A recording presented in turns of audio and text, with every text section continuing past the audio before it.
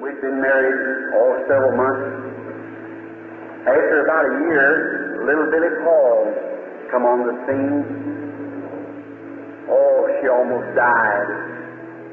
And how I walked up and down the floor when the little fellow was being born, and just as soon as he was born, I heard him cry, and I screamed out, "Thank you, Lord, it's a boy, and his name shall be called Billy Paul."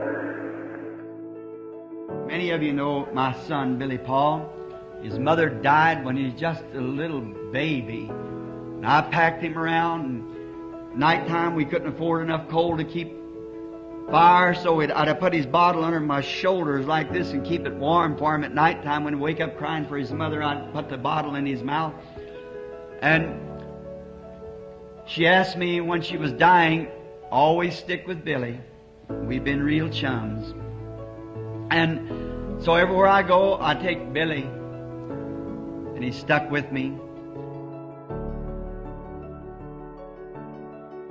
Well, I can take this opportunity to greet you. I don't get this opportunity much anymore. As you get a little older, you can't do the things that you used to do. You want to, and in your heart. But one thing I want you to know, that I love you, and I pray for you daily.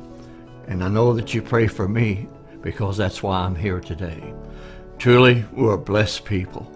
And I just want to take an opportunity to say God bless you.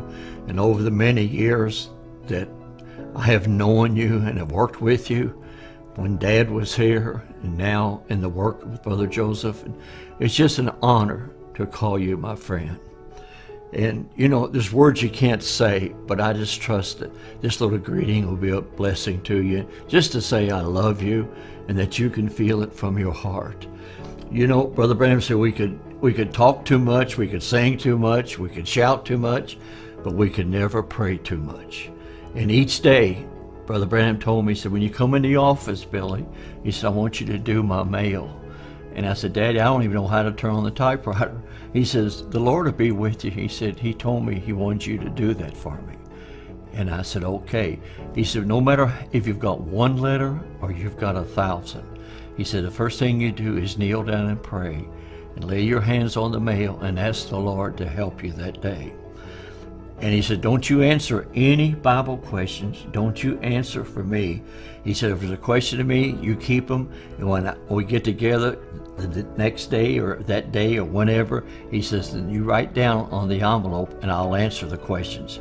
He said, but no matter where I am, he says, you remember every day that you do the mail.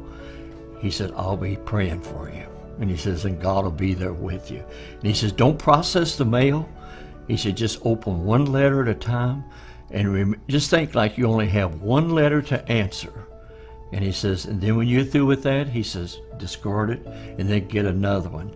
And that's what I've been doing for the last 60 years. And it's been a great honor. And I know I'm getting older now. I'm not an old man, but I know I'm getting up there.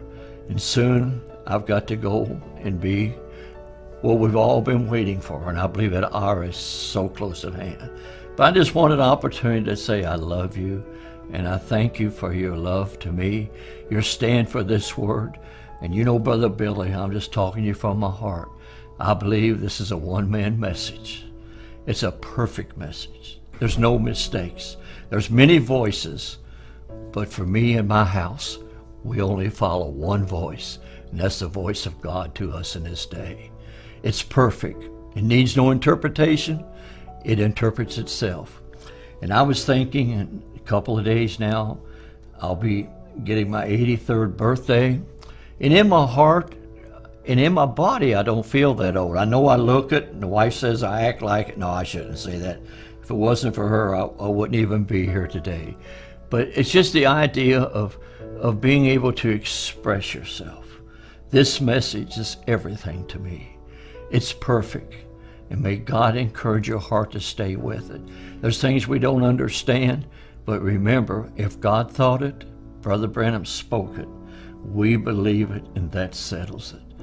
And I was thinking the other day, and I woke up, and when I was just a little boy, I was about 12 years old, and we was over in a little town called Vandalia, Illinois, and Brother Branham was having a tent meeting. And we stayed in a little cheap hotel. And I say that to go with my testimony here. And I know you've probably heard me give this testimony, but maybe just one more time I want to share it with you because it's one of the greatest experiences of my life. And in this room, it didn't even have a bathroom. The bathroom was down the hall, and we just had a wash basin right where the camera is here. And it was just a little wash basin and a little pitcher, and that's where we'd wash our hands and things. When we had to take a shower, take a bath, we'd go down at the end of the hall. And I used to sell, in the meetings, I had a little apron, and I'd go down and I'd sell the little books. There was 3 books Brother Branham had. Jesus Christ the same yesterday, today, and forever. I was not disobedient to the heavenly vision. Divine healing in the campaigns. And I thought I was something. Get down there and sell those books.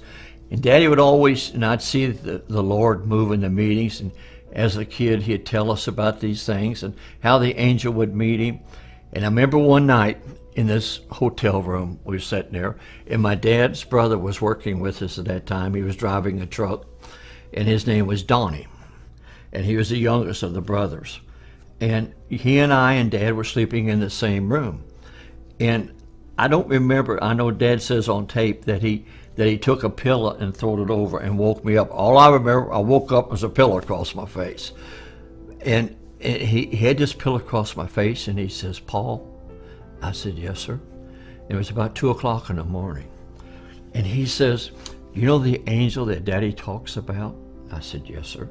And he said he visited me tonight and was telling me some things and about the meetings and how to conduct the meetings and what was going to happen. And I said, "Yes, sir." And he still had the pillow across my face. And he says, and I asked him, "Could I wake you up?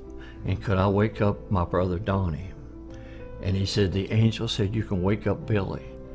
And he says, "Can he see you?" And the angel said, "Yes." He said, excuse me. He says, when Dad takes his pillow from your face, he says, "You know where the wash basin is over there?" And I said, "Yes, sir." He said, "He'll be standing there, and you can see him." And I said, "Okay." Remember, I was just 12 years old.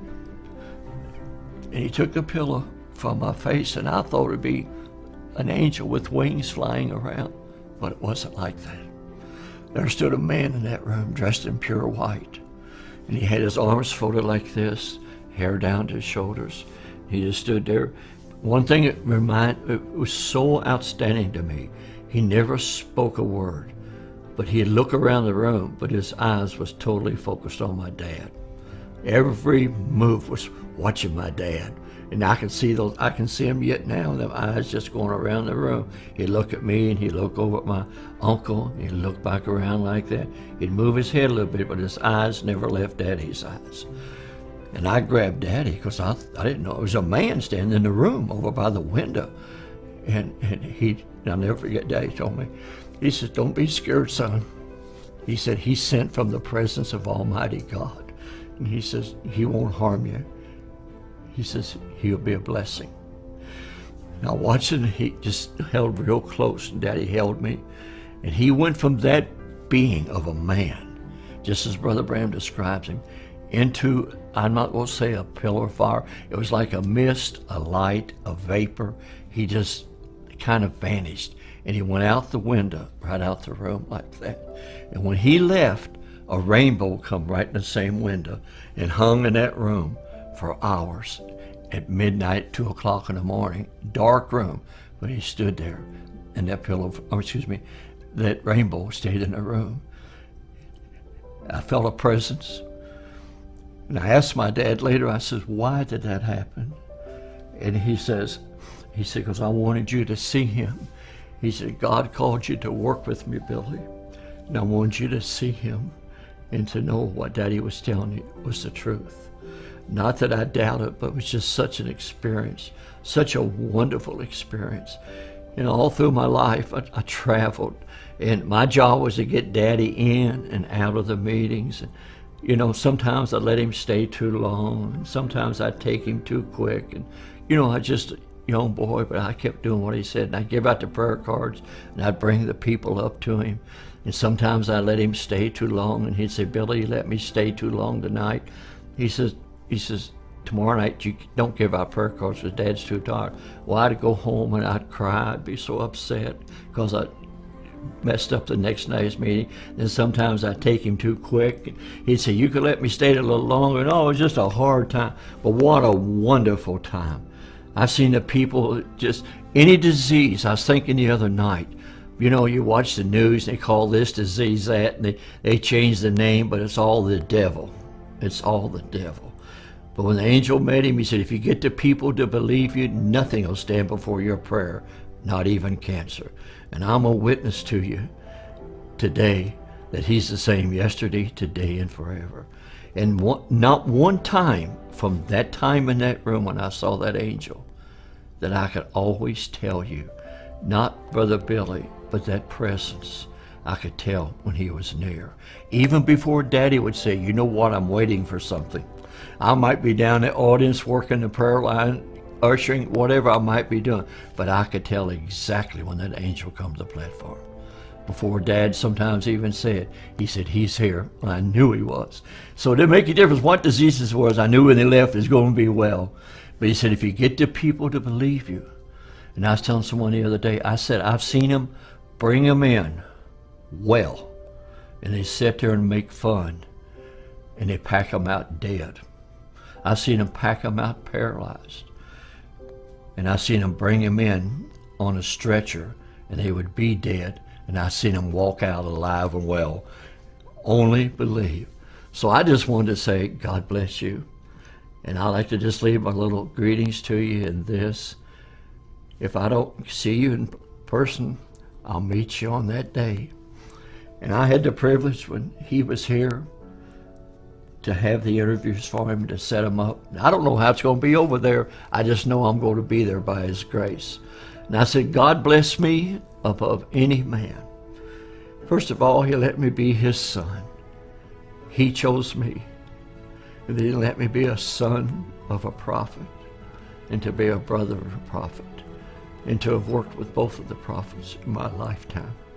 Truly, I've been a blessed man.